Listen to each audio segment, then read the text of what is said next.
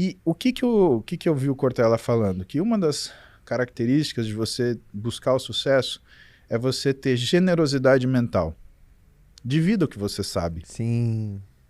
Segunda coisa, é o que você falou, coerência ética. Haja da forma que você recomenda para as pessoas. Uhum. E aí vem a terceira coisa, que aí eu vou te contar o que que é estratégia, que se chama humildade intelectual. Uhum. Eu sempre aprendo com qualquer pessoa que eu posso. E eu sempre elevo e relembro dessas pessoas. Eu não me levanto, Caio. Eu levanto outras pessoas. E elas, para subirem, me levam junto. Uau. É isso que é o pulo do gato. Hum. A gente tem hoje uma característica mesquinha das pessoas que elas gastam tempo falando mal umas das outras. Criando problema, criando, sabe? Mesmo criando problema para vender solução. Gente, isso não atrai ninguém, isso é feio. Procura gente boa para você se associar, para você aprender, para você crescer. Fala bem dessas pessoas, fala o que você aprendeu. É mais importante você ter essa humildade intelectual do que você ter, por exemplo, generosidade mental, porque tá cheio de gente querendo falar do que não entende e falando abobrinha, quando podia estar falando de gente que entende muito, mas não tem espaço, e não tá. Então, sabe, meus amigos que são médicos, meus professores, as pessoas que eu dei aula, você sabe o que eu falo para meus alunos no Interligas? Para 16 mil moleques, eu falo, ó, vocês têm a obrigação, não é de chegar onde eu tô, é de me passar. É verdade. Vocês têm que entender que a via do progresso, ela é uma via de superação. Eu trabalhei tudo isso para vocês não terem que começar do zero, para vocês começarem de mim. Eu sou o degrau, cara. Então, se você com a sua idade que eu tenho hoje, né, quando você tiver a minha idade, você não for 10 vezes melhor do que eu, não é mal para você. Mas eu vou sentir que eu falhei. Uhum. Então, por favor, me supere. Vai para um lugar que eu tenha que assistir a sua aula e prestando atenção. Agora, do mesmo jeito, eu lembro dos meus professores. Por quê? Pode ser que algumas coisas eu tenha estudado mais profundamente que eles. Uhum. Só que são pessoas extremamente generosas, Caio. E com certeza, eu nunca vou conseguir superar eles como pessoas. Sim. Então eles são, para mim, gigantes, cara. Que, de repente, cara, eu me vi andando ombro a ombro. A importância de ter mentores, né, cara? E assim, aquilo pesa e te traz uma responsabilidade boa, porque você olha não só para aquilo que você tem, mas você olha porque você construiu. Isso é uma coisa muito maior. Sabe? Aquilo que é o patrimônio intelectual que ninguém te tira. Uhum. Sabe? O americano ele tem uma forma bonita de falar isso, né? O que você se formou, né? A faculdade que você fez. Sua alma mater, ele chama. Né? Sua primeira alma. E por quê? Porque a tua formação ninguém rouba. Ninguém suja, ninguém... Nada, aquilo é seu, cara. Aquilo é a sua alma. Aquilo é quem você é. Teu conhecimento é o maior porto seguro, né? Exato. Em cima dele você pode reconstruir a sua vida, ninguém tira ele de você. Isso, puta, isso é muito forte. E, cara, muito forte isso que você falou. E desde a da pergunta primária, o que você fez para ter um estado... E já deu para ver esse auto... E quando você se importa de maneira genuína e você gera valor na vida... Porque às vezes eu conheço quantos profissionais que às vezes tem medo de meio que... de contar tudo que sabem, porque eu falo assim, poxa, se eu contar tudo que sabes... Não me sobra nada, né? Não me sobra nada. Será que as pessoas vão querer os meus... Não, isso é síndrome do impostor, Caio. Isso Não daí, tem muito, cara, não tem muito. Isso daí. O que é isso daí? Mas eu te são aqueles que explico estão isso. sempre criticando, né? Sabe, Fabi, eu olho isso de uma forma... Eu prefiro olhar de uma outra ótica, né? Então, dois psicólogos muito inteligentes, Dunning e Kruger, em 1999, eles quiseram estudar o que era a curva do aprendizado. E quiseram estudar mais ainda o que era a noção do conhecimento. E o que eles fizeram? Eles pegaram 4 grupos, perguntaram para esses 4 grupos o quanto eles sabiam de um determinado assunto. E aí eles fizeram uma prova para esses 4 grupos. O que eles descobriram? Que quanto menos a pessoa conhecia o assunto, mais ela achava que ela conhecia. Caraca! Só que isso, né, você olha essa ponta da curva, né? Ou seja, o cara que era o mais ignorante era o que achava, isso daí eu sei, 80%, 90%. E é o que tá mais cheio aí fora, né, cara? Exato. Nossa, que loucura. Isso Agora, existe o cara que tá na outra ponta, que é o cara que sabe demais, Isso é o corolário do que é o que a gente chama efeito Dunning-Kruger. O cara que sabe muito, ele sabe tanto aquilo que para ele aquilo é básico. Então ele olha para você e fala assim, mas isso ela sabe.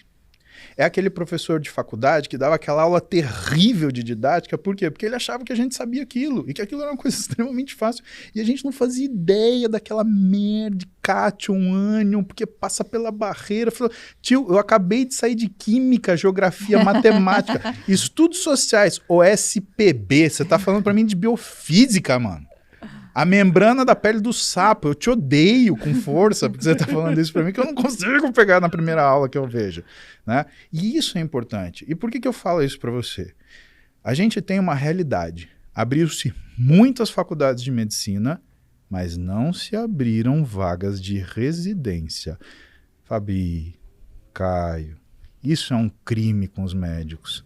Você pega o cara, bota para estudar 6 anos e depois você nega a ele a possibilidade dele se tornar um especialista, que é o que ele mais quer. Uhum.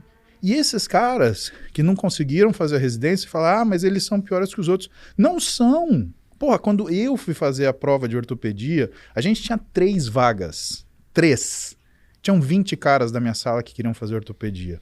Você acha que qualquer um desses era melhor que o outro? Porra, a gente entrou junto na faculdade de medicina, a gente passou junto pelos estágios, a gente foi aprovado junto em todos. Você vai falar que um é melhor que o outro, um é pior que o outro?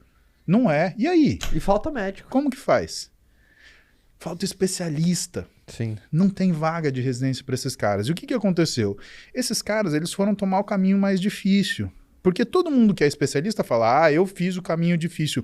O caminho de quem quer trabalhar é difícil de qualquer jeito, Caio. Se ele é tradicional ou não, ele será difícil. E o cara que vai estudar por conta própria um determinado assunto, ele vai passar muito apuro, porque não tem ninguém para falar para ele para onde ele vai. Essa galera é esforçada. E muitas vezes essa galera, além de tudo, tem boa vontade. Então o que acontece? Essas pessoas, elas acabam se calando, ou acabam se fechando, ou acabam caindo numa noção de marketing que tá errado. Por quê? Porque o cara fala assim, putz, eu não posso falar isso porque eu não sou uma autoridade, então eu vou fazer um TikTok bonitinho. E aí o cara que tem a formação clássica, ele olha para esse médico e ele olha como um médico de menor valor. Eu sou contra isso. Porra, se é bom, dá a mão para quem você acha que não é. Ajuda esse cara a chegar no seu patamar, em vez de ficar criticando. Animal. Porque é assim, isso é ser colega, cara. Ajuda a melhorar a categoria, né? Exato, é isso que é ser colega. Você não é uma loja de venda de imóvel em São Caetano, São Bernardo. Porra, lida com a medicina decentemente. Eu te falo com isso e eu posso falar, eu tenho 2 RQs. Você olha, você entra lá no CRM, eu tenho um registro de 2 especialidades, medicina esportiva e ortopedia, fiz prova, sou especialista nesse negócio. E eu quero ajudar quem está fazendo isso. Por quê? Porque eu enxergo que essa gente tem valor, sabe? E assim, o pior lugar para você colocar é num pedestal. Sabe por quê? Porque quando você está em cima dele, ninguém pode te ajudar. É verdade. Exato. E todo mundo tem dor de barriga, Caio. É verdade. E quando você se acha foda, que você fica valente na tua medicina, você começa a se arriscar. Sim. Tudo bem que você se arrisca pelo seu paciente. Agora, lembra que eu te falei? Remédio tem efeito colateral. Doença tem revés. A fisiologia do paciente não lê o livro para saber como que ela tem que se curar. Ela é o paciente. Você depende até do divino para essa pessoa melhorar. E um dia esse cara, ele vai ter um problema. E aí, meu amigo, quem que vai ajudar o cara que está no pedestal? Ninguém. E é o que eu te falei. Se você anda junto com as pessoas, você até pode ser o líder delas, mas ninguém está longe de você. Se você se coloca como chefe, como que manda, você não está mais junto dessa galera. Né? Exatamente. E aí você não está mais junto da galera. E o chefe, uma coisa você sabe, é o cara que todo mundo quer pegar. Porque eu nunca vi ninguém falar bem, pô, meu chefe é legal. Eu adoro meu chefe, eu queria que ele fosse jantar na minha casa para eu dar veneno para ele, alguma coisa do gênero, assim, sabe? Então tem isso, que eu acho que a medicina precisa, né, a gente precisa ter mais generosidade. Eu acho que existe a necessidade de programas de governo para aumentar a vaga de residência. Você quer ter mais médico? Que ótimo!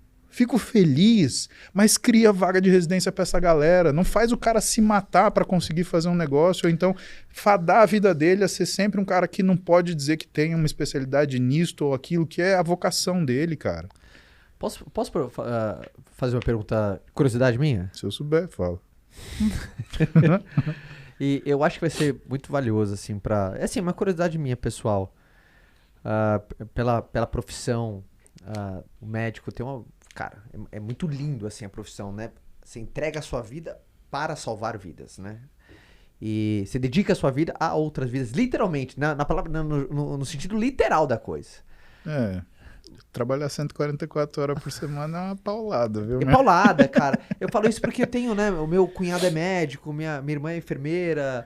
Então, eu tenho... Enfermeira trabalha 12 por 36, é uma noite inteira de loucura. Sim, foda. Ela na área obstetrícia, né? Faz parto e tal. Nossa senhora, o telefone dela toca o tempo inteiro. E aí, então, isso já é... Mas... Como foi a primeira vez que você lidou com a morte, assim? Não sei, não lembro quando... Assim, a primeira ali, não sei se foi na época da residência, você estava acompanhando um professor seu numa cirurgia e alguém morreu, assim, na sua frente. Porque, assim, eu falo muito porque a morte, que é uma das coisas claras para qualquer ser humano, acho que todo mundo que nos ouve ou nos vê agora sabe que a vida é finita. Mas não fica se lembrando sempre, viu, Caio? A galera parece que às vezes esquece Aliás, isso, toma né? algumas decisões que são bem contrárias a isso. Tipo... Sabia que o ser humano é o único animal mortal? Embora todos morram, nós somos o único com a plena consciência que sabe que vai morrer. E eu vi do Mário Sérgio Cortella, ele falou isso. Caio, o ser humano é um bicho tão curioso que a gente é o único ser consciente que toma decisões contra nós. Um cachorro, se ele fareja alguma coisa e vai dar merda, ele não come. A gente com consciência que sabe